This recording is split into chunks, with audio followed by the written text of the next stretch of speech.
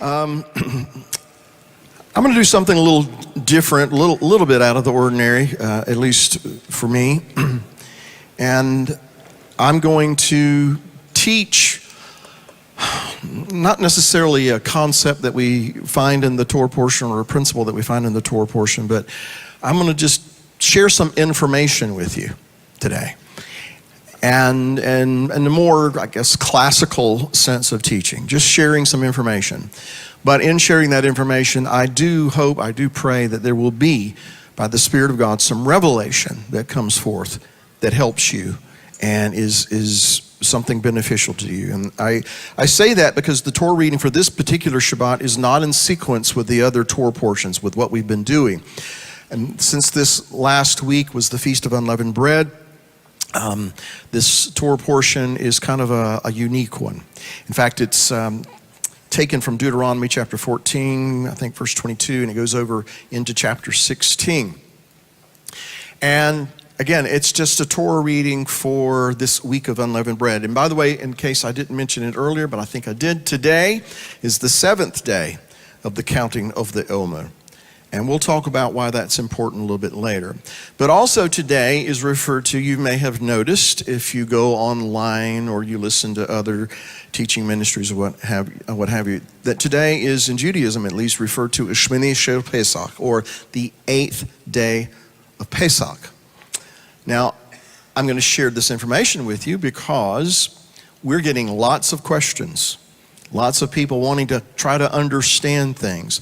So the first thing I want to share with you is that technically speaking, there is no 8th day of Pesach. There is Pesach, and then there is the Feast of Unleavened Bread, or the Feast of Matzah, which was initiated when we sat down here last Friday night and observed the Pesach.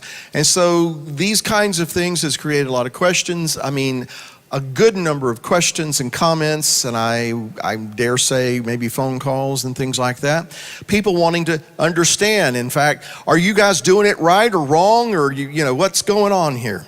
So I thought I would take a few moments and share, not so much in an attempt to tell everybody why the way we're doing it is exactly right and the way it should be done by everybody. No, not necessarily that, but to explain to you why, as a congregation, we're doing things the way we are doing them, when we observe and how we observe. Because, again, we're going to go into the kingdom still asking questions. Who agrees with that? Something we can all agree on, right?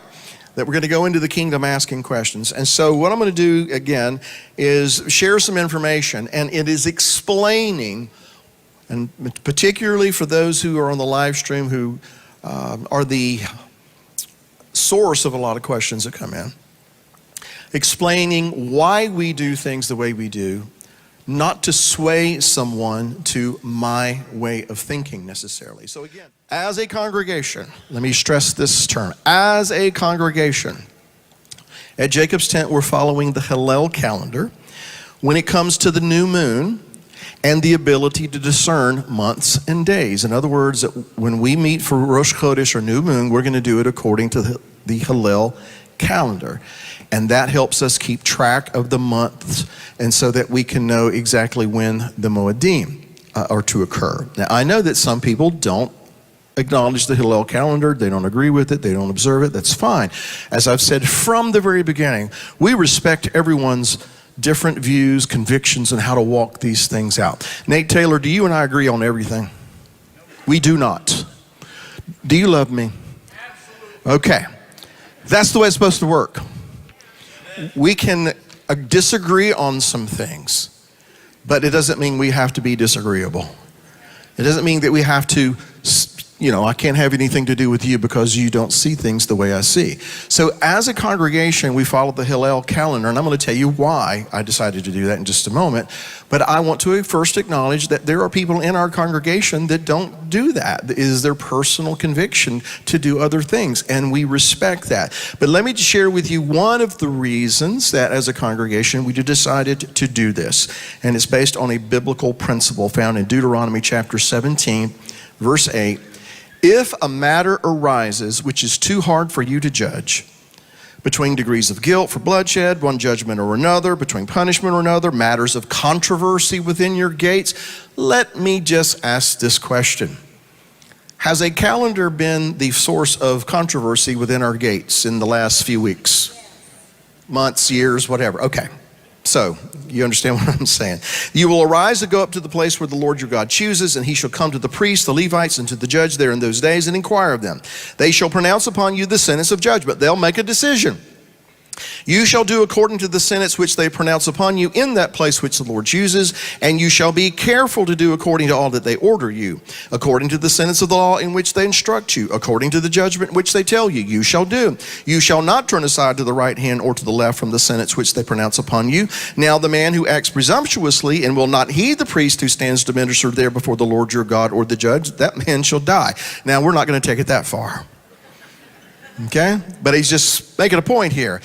So you shall put away the evil from Israel, and all the people shall hear and fear and no longer act presumptuously. Here is my takeaway from that. He was saying that some things, somebody has to decide certain things, and some people are going to just have to act in accordance with what those people decided. Or else what we may end up with is a bunch of people acting presumptuously, and somehow or another acting presumptuously within the body creates problems that he defines as being evil. And we don't want evil in the camp. We want unity in the camp, right? So once again, we can disagree on a calendar, but as a congregation, this is what we've decided to do. And because, from my view, just kind of summarizing this, people a lot smarter than I, and I dare say more authorized than I, a long time ago made decisions on behalf of God's people where the calendar was concerned. And I do not believe it was in an effort to deceive. To the contrary, I think it was an effort to sustain and to preserve the unity of the people. Now, you may disagree with that, and you're welcome to, but I have the microphone. Okay?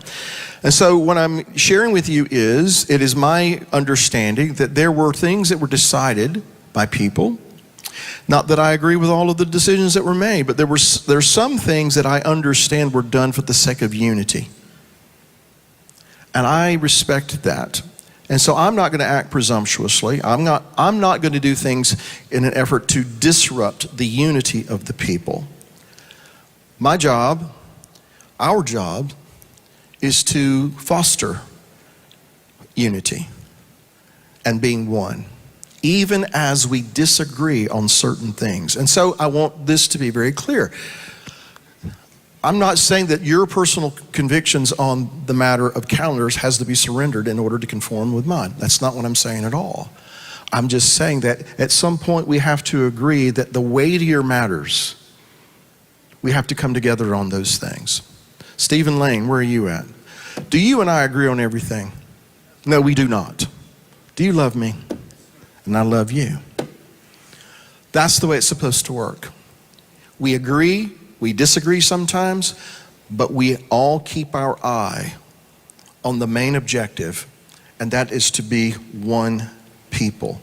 There must be unity within the body. Now, I concede that there are calendar issues, absolutely. But are you aware that the same calendar issues that we discuss today were being argued and debated in Yeshua's day? The very same issues that we're debating where calendars are concerned were being debated back then. What does that tell me?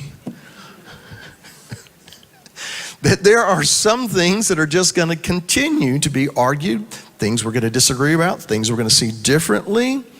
The Pharisees' reckoning of the Moedim was different than the Sadducees, or sometimes it clashed with the Sadducees. And there was this group called the Essenes. A lot of people believe that they are the ones who wrote the Dead Sea Scrolls. They operated on a different calendar altogether, didn't they, Stephen? Totally different, all right? And by the way, that's going to factor into something I'm going to talk about later. Again, the point is that they were having the same debates that we are having now. And so if that is the case, I want you to help me out with this. Somebody find me the chapter and verse where Yeshua argued with people over the calendar. Is it there? Please help me. I haven't found it. If it's not there, wonder if that was the most important thing on his heart and mind. Okay?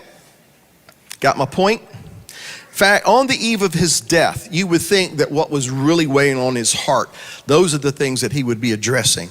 And so on the eve of his death, what was his prayer about? I can tell you what it wasn't. It wasn't about, Father in heaven, help them get this calendar thing straightened out.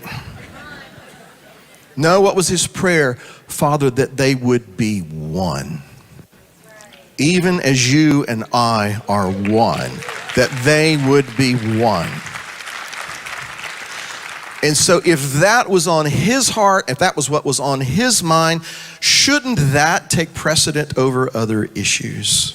So that when we come together at these feasts, at these special times that he has given us the privilege and blessing to partake in, it should not be, that shouldn't be what's going on. It should be a time to come together and rejoice, even though I see it a little differently than you, and I wish we would do that and rather than do this. But nevertheless, we are here. We're in his presence. We're come to his table, and we're glad to be here. Amen?